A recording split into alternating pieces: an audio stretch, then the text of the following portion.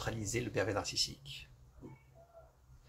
Bonjour à toutes et tous, je m'appelle Jean-Marc Morévichard, je suis thérapeute, formateur et conférencier, spécialiste des relations manipulatoires et de l'accompagnement des victimes de pervers narcissiques. Alors aujourd'hui, on va voir comment apprendre à neutraliser un pervers narcissique.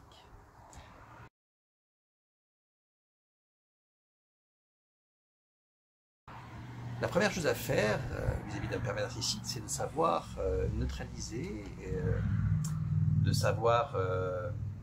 neutraliser et répondre à ces messages harcelants. Alors souvent, un pervers, dès que les choses ne tournent pas exactement comme il le souhaite, dès qu'il veut faire pression sur vous, vous envoie des messages en série, des messages réguliers, vous appelle jusqu'à ce que vous répondiez, sonne chez vous jusqu'à ce que vous répondiez. Il pratique très fréquemment, très souvent, dès qu'il y a une difficulté pour lui, le harcèlement, ce type de harcèlement, où il vous pose tout le temps les mêmes questions, il vous fait tout le temps le même reproche.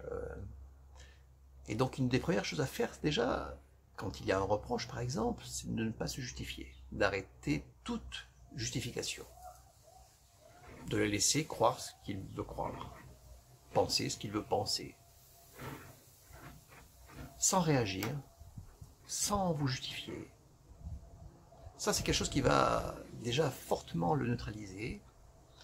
Ne plus chercher également à le convaincre, ne plus chercher à essayer de lui faire entendre raison. Il ne veut pas entendre raison. La question n'est pas la question de la vérité ou de la réalité avec lui. Il se fiche de la réalité, ça ne l'intéresse pas. Il ment. Quel intérêt d'essayer de lui faire comprendre la réalité ou la vérité? Il ment. Par ailleurs, s'il y a des messages harcelants de sa part, des appels continuels, des messages qui viennent sans arrêt, coupez toute communication. Arrêtez de lui répondre. Ne lui regardez même plus en fait. Supprimez les messages sans les lire. Supprimez les messages sans les regarder même. De façon automatique, vous les supprimez. Dès qu'ils arrivent, vous les supprimez, tout simplement. Sans chercher à voir ce qu'il a écrit. Si vous pouvez évidemment couper toute communication, rompez toutes les communications possibles, ça vous protégera bien plus fermement, bien plus solidement que de répondre et que d'essayer de le maîtriser.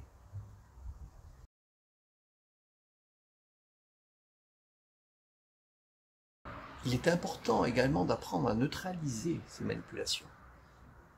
Et pour cela,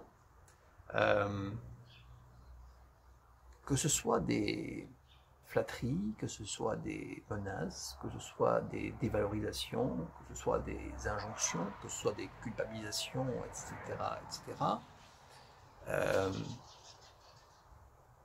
La première chose, c'est de vous montrer sans émotion. C'est de manifester de l'indifférence, c'est de rester comme inerte, comme indifférent face à lui, face à tout ce qu'il fait. Un peu comme si vous imaginez que vous êtes en train de le regarder comme vous regarderiez un singe dans un zoo en train de faire des grimaces, en train de faire des sauts. Juste vous l'observez, vous le regardez faire, sans même le juger, comme s'il parlait un langage que vous ne comprenez pas, et que vous le regardez faire, ou comme vous regarderiez un enfant qui fait l'intéressant. C'est la position, pour lui, qui va être la plus déplaisante. Et puis surtout, il est important de ne pas surestimer ses capacités de nuisance. On a tous tendance à penser que l'autre est plus nuisible qu'il n'est en réalité, qu'il a plus de puissance ou de poids par rapport à soi qu'il n'a en réalité. Il a avant tout la capacité de nuisance que vous lui accordez, ni plus ni moins. Moins vous intéresserez à lui, moins vous serez en train de lui donner du pouvoir et des forces.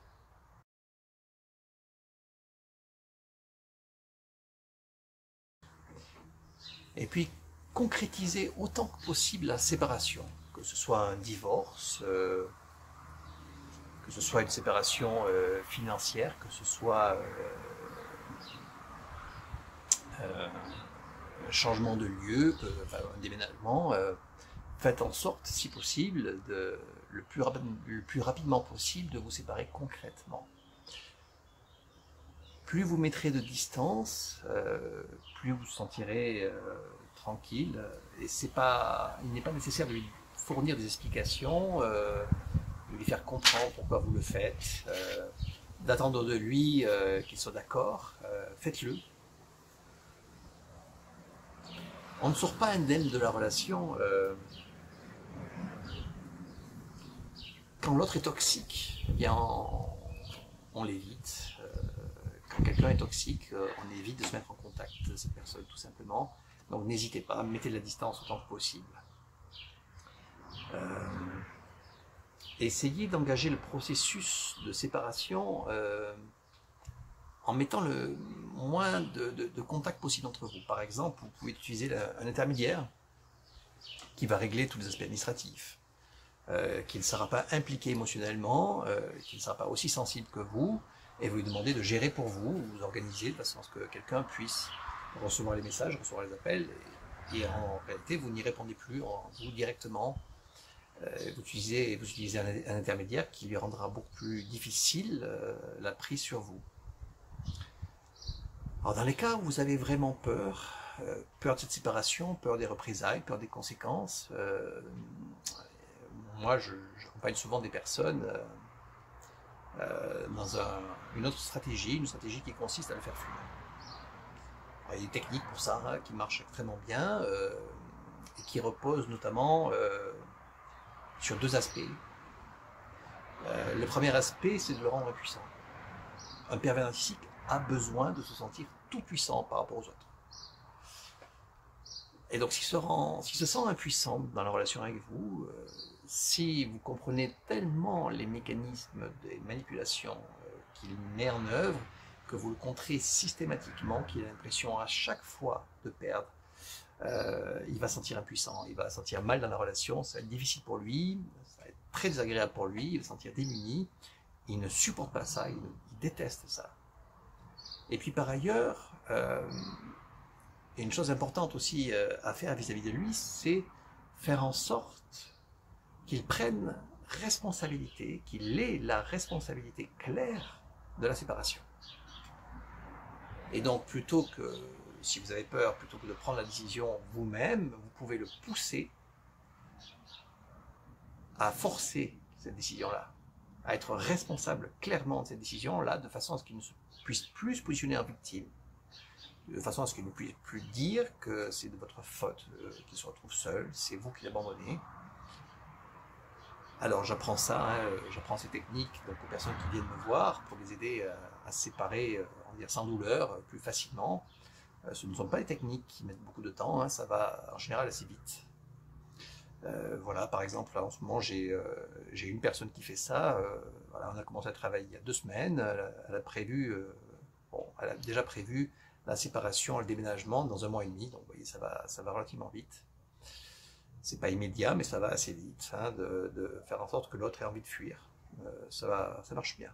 Voilà.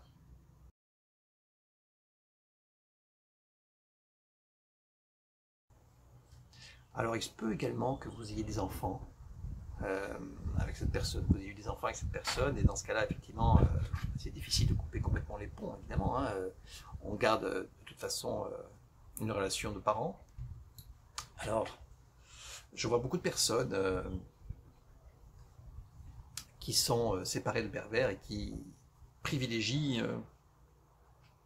l'idée qu'il faut que l'enfant voit à tout prix le père ou la mère. Je ne suis pas de cet avis-là, personnellement. Ça dépend évidemment des contextes et des cas, mais généralement, voir un pervers ne fait pas du bien à un enfant. Y compris si c'est son père ou sa mère, moins il le voit, mieux l'enfant se construit en général. C'est triste, c'est malheureux, mais c'est la réalité.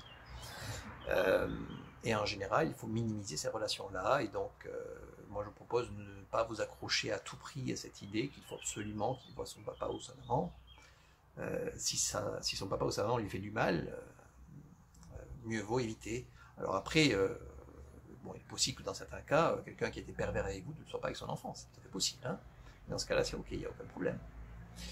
Mais de façon générale, moi je vous propose plutôt d'aller dans une direction qui est plutôt de chercher à minimiser les contacts entre les enfants et la personne perverse.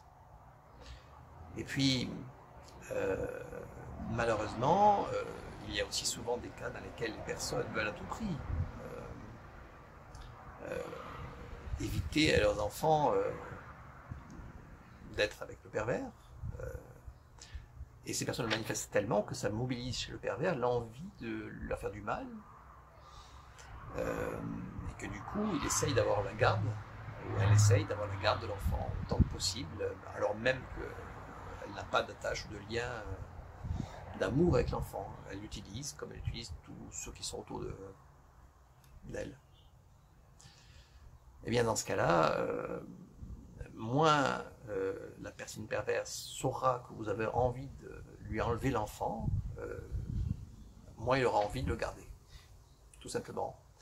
Donc je vous conseille de ne pas activer trop cette envie chez l'autre, de vous priver de l'enfant, pour se venger de vous, pour se venger sur l'enfant, voilà, donc autant ne pas le pousser en ne manifestant pas trop visiblement, pas trop clairement vis-à-vis de lui, pas officiellement, l'envie d'avoir la garde complète ou totale, par exemple. Voilà, en tout cas, j'espère que ces conseils vous auront aidé, vous auront apporté. Et donc, si c'est le cas, merci de liker cette vidéo pour en faire profiter d'autres. Et puis, si vous voulez avoir d'autres vidéos de ma part, vous pouvez tout simplement vous abonner à ma chaîne YouTube. Voilà. En tout cas, bon courage pour cette phase de vie. Et puis, à bientôt alors. Au revoir.